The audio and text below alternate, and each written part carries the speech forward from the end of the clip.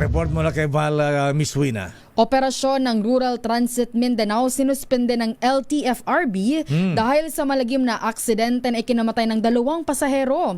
Ito lakay ay sa Zamboanga del Sur. Ang buong detalye si report ni RH5 Val Gonzales. Val. Wina at Mayor, bago ako mag-report, sabihin ko muna kung nasaan ako, Mayor, dahil tinatanong mo kung nasa Campaginaldo ako. Nasaan ka?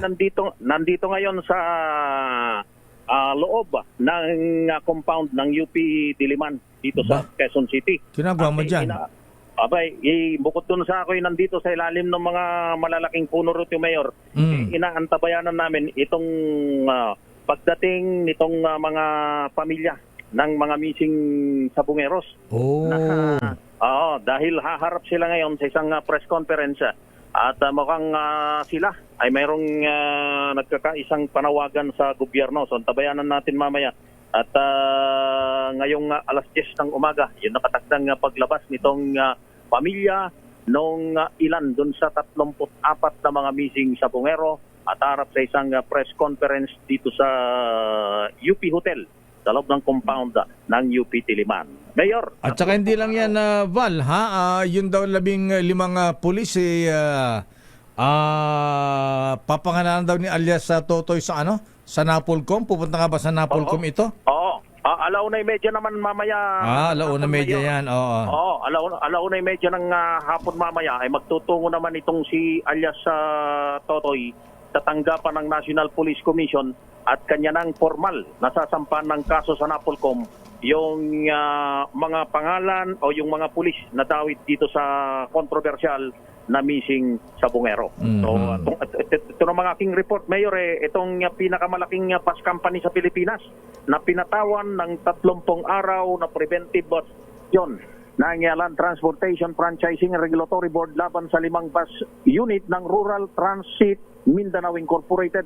Ito'y kasunod ng malagim na aksidenteng ikinamatay ng 2 pasahero at kinasugat ng 28 iba pa noong umaga ng araw ng Huwebes sa Dumingag, Zamboanga del Sur. Sabi nitong si LTFRB Chairperson, Attorney Chopi Luguadis III, inisyuhan na ng show cause order ang RTMI at inutusan itong magsumiti ng sagot sa loob ng 5 araw sa inilabas na SCO. Minamanduhan ng bus company na magpaliwanag sa isang pagdinig na itinakda sa LTFRB Regional Office sa Cagayan de Oro City sa darating na araw ng Huwebes, July 17. Sa investigasyon ng pulisya, bumangga ang isang bus ng RTMI sa isang puno at nahulog pa sa mababaw na kanal sa gilid ng kalsada.